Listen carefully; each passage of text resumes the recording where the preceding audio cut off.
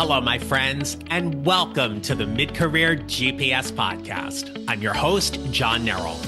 This is the show for mid-career professionals who feel stuck, undervalued, or unsure what's next, and know that doing more isn't the answer. Here we focus on how you show up, how you make clear decisions, build influence, and take control of your career. Let's get started.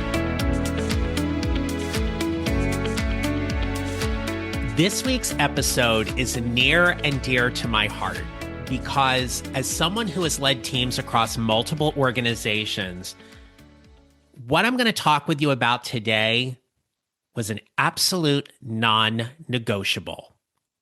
And that is, you must protect your one-on-one meetings. The ones that you have with your direct reports and your team members, as well as the ones you have with your supervisor.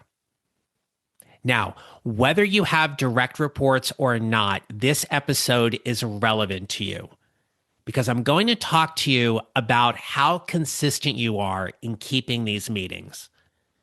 Because if I looked at your calendar right now, would I see your leadership priorities or your excuses? Now, if you have access to take a look at your calendar right now, go ahead. But if your team is disengaged, unclear, or underperforming, I don't need you to look at your strategy. I need you to look at your one-on-ones. Look at the contact time. Because most mid-career leaders don't get passed over because they lack skill. They get passed over because they lack leadership systems. And for me, a non-negotiable when it comes to your leadership system is you must hold your one-on-one meetings with your team with fidelity. If you're canceling those one-on-ones, it's not because you're busy. You're sending a very clear message that that one-on-one meeting doesn't matter. And if your supervisor is canceling your one-on-one meetings with you, think about how you're receiving that. Because in this episode, I'm going to show you exactly how you can structure your one-on-one meetings to build more trust, increase performance, and actually show up as a leader your team respects, and your organization will see you as someone who is eligible for promotion. When I work with my leadership clients and I ask them this question about their one-on-ones, oftentimes what they will say to me is that, oh, we talk all the time, or I have an open door policy, or my team knows how to get a hold of me, or they'll come find me if something's wrong. I'm going to challenge that. Your team is not telling you the truth in a Microsoft Teams chat or on Slack. They're not telling you these things in a passing conversation, and they're certainly not going to vocalize this during a group meeting. Your one-on-ones are sacred space. They are cherished and trusted territory where they might tell you what's really going on. It's in that virtual meeting or in that closed-door meeting where you two get to have an intentional conversation about what's working and what is not. But those things don't happen if they don't trust you. And one of the ways we build trust is we hold these one-on-one meetings consistently and with fidelity.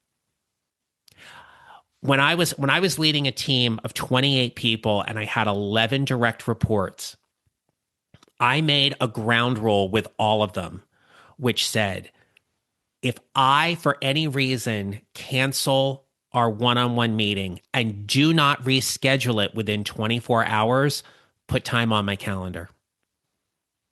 I want you to know that these meetings are important to me and they're important for us because I want to make sure you get the support and the contact time that you need. Can we agree to that? When I see leaders and managers repeatedly canceling team meetings, or I hear people come back and they say, oh, I haven't met with my supervisor in 2 months. What it signals is that you and the work you do are not important to them. You're a burden. You're an obligation that they need to check the box on. You're someone whom they have to write that performance review for. And the trap that we have to be careful of not falling into is when most leaders think that they're accessible when in reality they're not. They're not accessible. They're actually reactive. They respond to the email or they respond in real time when something is happening and they feel like that's enough or that's okay. They think that's what trust is. And I want to offer you to consider that is a very fragile relationship. See, if you want better relationships, if you want a team that performs at a higher level, you want better results, you need to meet with them regularly. It is not an option. You just don't meet with them when quote unquote things calm down or things aren't as hectic. This is not a meeting. This is a leadership system, and a leadership system that you set up and honor every single week. When I talk about how we show up and I talk about my show up 6 strategies, this is one of the ground rules that I expect my clients to hold and to honor in their work. And that also means that they're setting ground rules with their supervisors as well about holding their check-in time and their one-on-one time with fidelity and in importance. That is how we get to show up as a leader. If you are in charge of managing and leading talent, then your calendar needs to reflect that. And if it's not, something is missing. So I want to offer you a few points here about building this leadership system. And the first point is that consistency is the signal or repeated message you give every single week. That time on your calendar is predictable and it's honored. Predictable leaders are trusted leaders. And when your one-on-ones are consistent, your team prepares for them, you prepare for them, conversations start to open up, and over time, those conversations go from being very tactical to being more strategic. They are about building and developing your skill set and your leadership toolkit because they happen. There is time that happens. But when they are canceled and not rescheduled, you are resetting the relationship every single time. Now, look, you know your organizational culture far better than I. And I don't want to sit here behind this microphone and blindly say to you that when the president of the company or a high-profile client needs to meet, and that's where the money and that's where the things are really important at a level above that one-on-one meeting, that it may be an opportunity to reschedule. I get that. But that should not be happening on a regular basis. That should be the outlier, right? That should be the thing that, oh my gosh, something must have really come up for them to reschedule this meeting. When you honor that time with your team every single week, both your one-on-one check-ins and your group meetings, you are communicating to your team that they matter before you even say a word. So for your leadership strategy, when you look at your calendar, that means you have a designated time with that team member, same day, same time, every week or every other week. You need to meet frequently.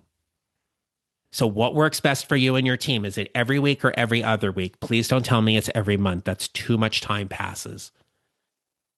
It needs to be for a minimum of 20 to 25 minutes. And I would offer that you change the name of that meeting to a leadership meeting.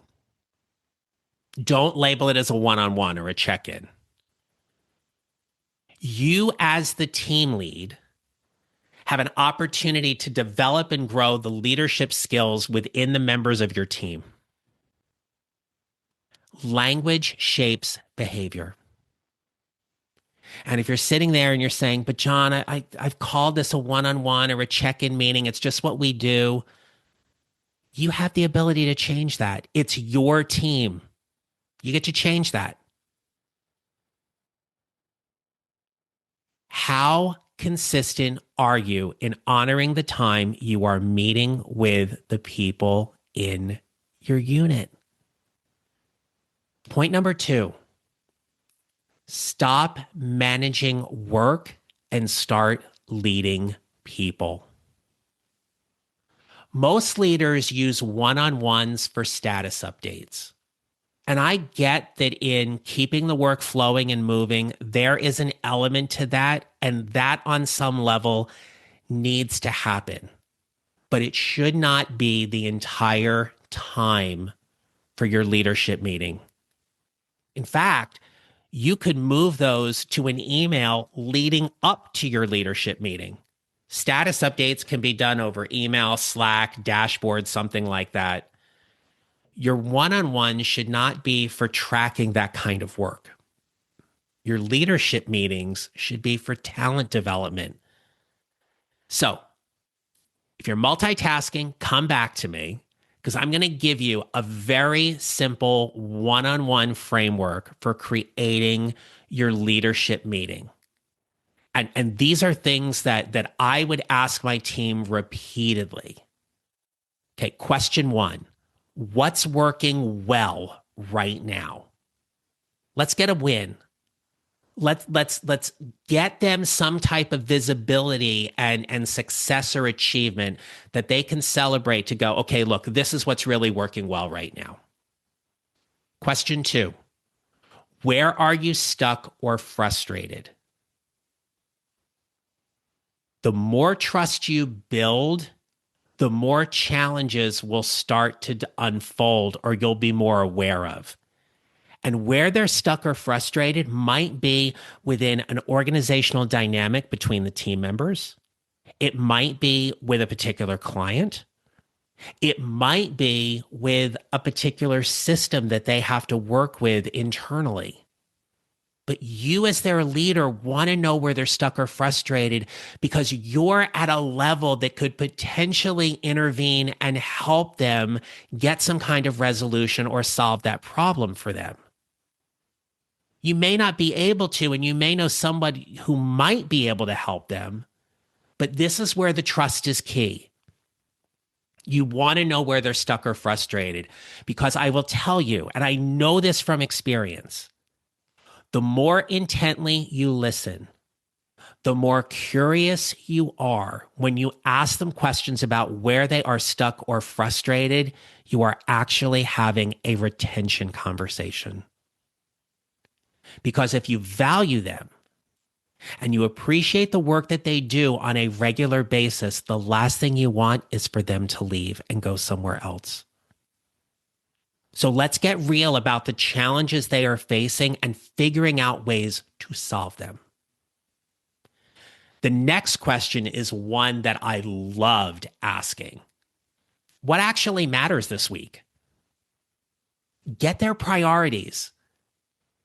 And I want to offer you here that the priorities can also be things outside of their workday. What actually matters this week? I need to get to my kid's baseball game. I need to get to my kid's volleyball game. Those priorities and alignment allow for the work-life balance so many people are craving for right now. And yes, you can have those conversations in a one-on-one check-in meeting. Question 4. And this is the forward-thinking question. Where do you want to stretch or improve? Know that when we ask this question to our team members, we may not get an immediate answer, and that's okay. That is okay. But we want to keep this question about where do you want to stretch or improve at the forefront of this conversation because this is a leadership meeting. Where do they want to grow? Where do they want to develop? Where do they want to be more visible? Where do they want more exposure? What's the next growth opportunity for them?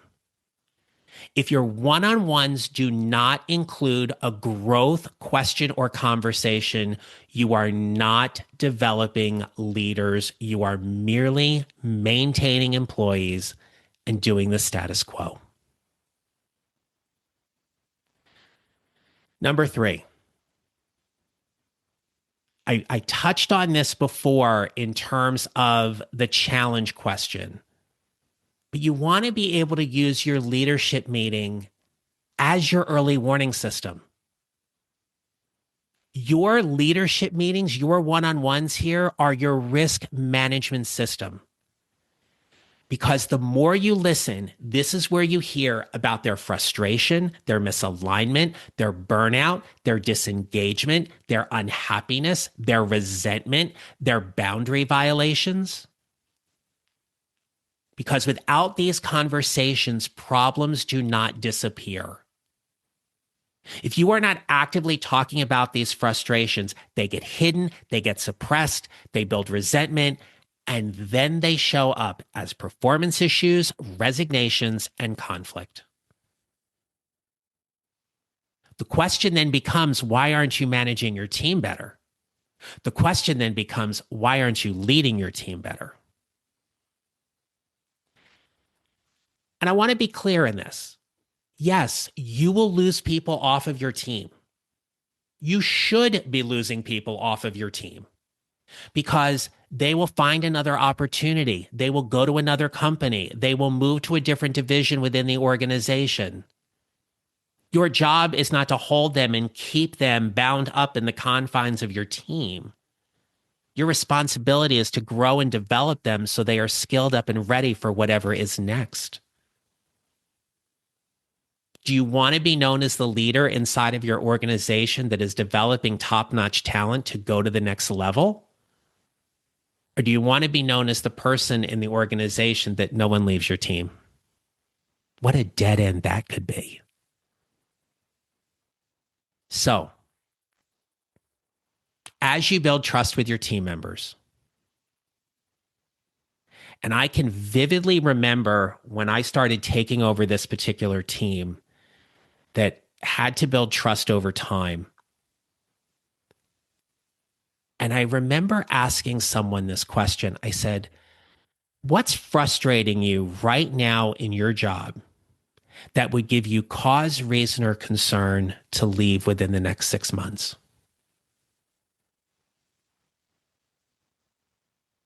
Have you ever had someone ask you that question? And if you did, my friends, you're lucky. I remember asking that question. What's frustrating you right now in your job that would give you cause, reason, or concern to potentially leave within the next 6 months? And they stared right back at me. I didn't say anything. I just held space. And they looked at me and they said, no one has ever asked me that question before. And I said, great. Now you get a chance to answer it. And they told me. And when they told me, I knew two things. One, I knew I had to find a way to fix that. That frustration needed to get taken care of and needed to be addressed because that was going to make their work life easier. And the second thing was they trusted me enough to say it. Don't blow it. Don't do something that's going to jeopardize that trusting relationship now. You can ask them, what's frustrating you right now? What's something you haven't said yet? What would make your job easier this week? If you don't ask those questions in a leadership development meeting, you are never going to get the full picture of what's going on. So, yes, let's acknowledge this is scary. This is scary for you. This is scary for you to potentially ask a question you've never asked your team before. And then you have to sit there and wonder what's going to come back. Because if you ask the question, you must be prepared to get what comes back to you.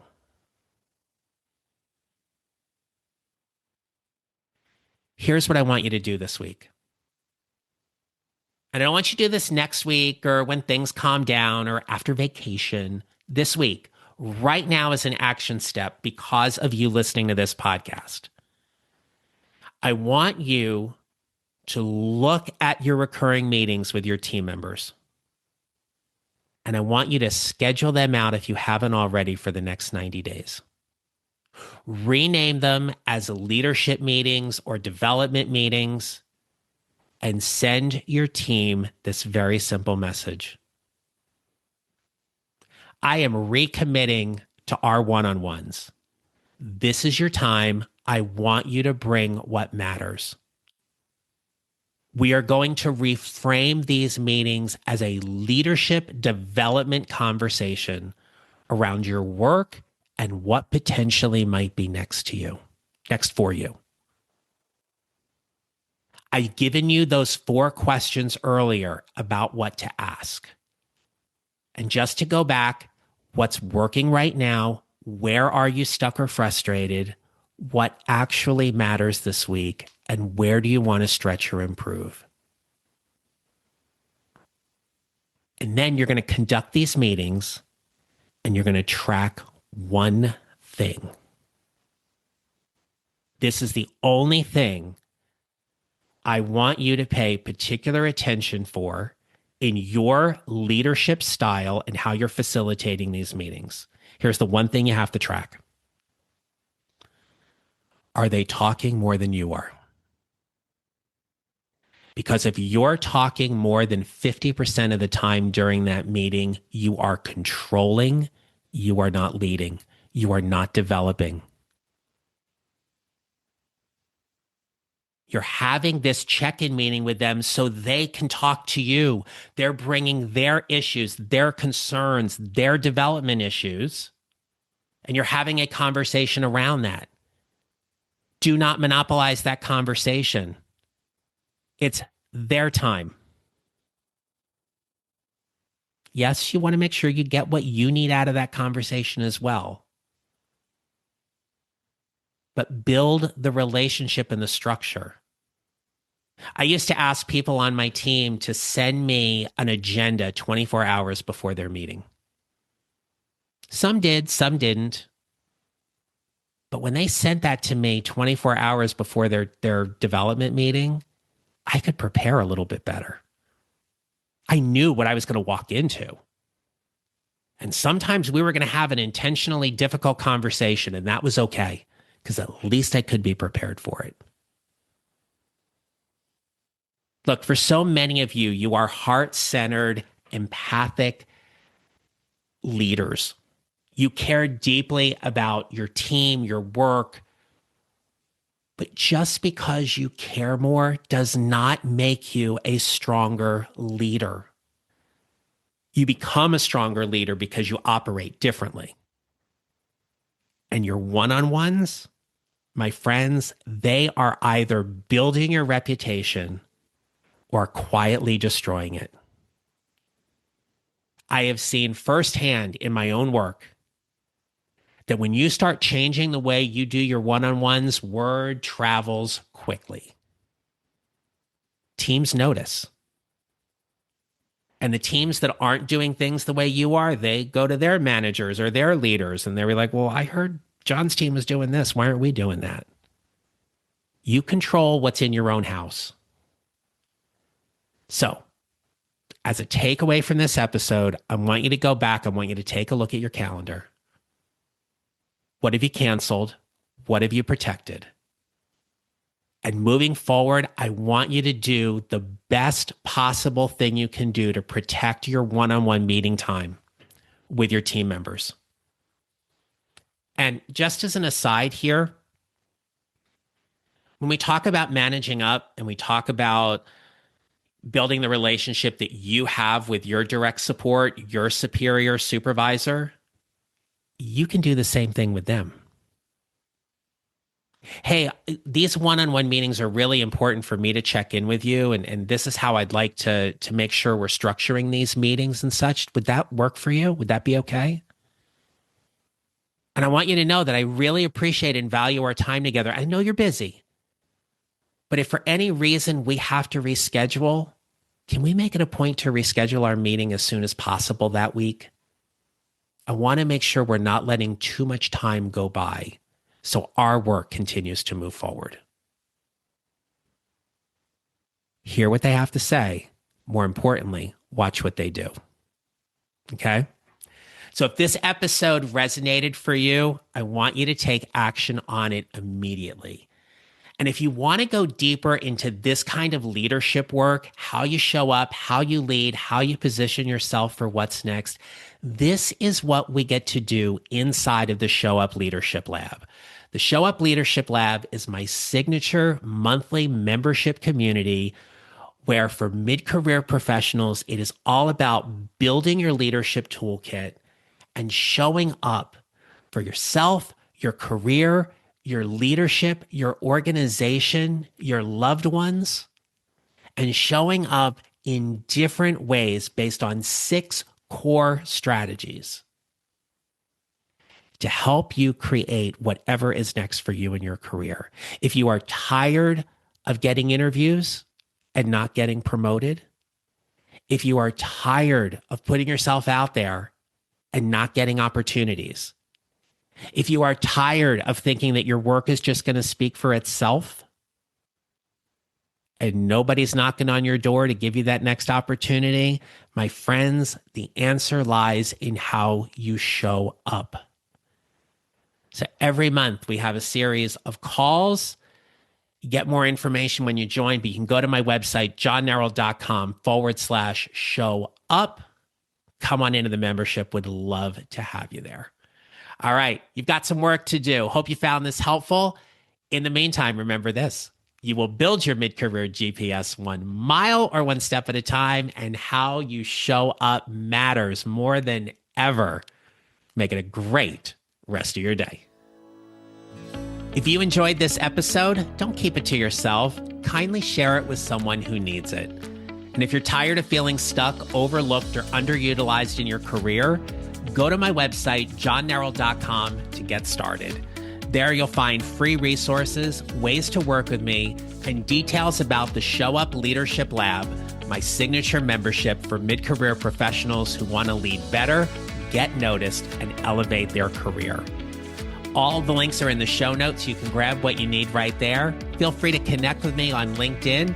And if you're getting value from the show, take 30 seconds to leave a rating and review on your favorite podcast platform. Remember, how you show up matters, and I'll see you next time.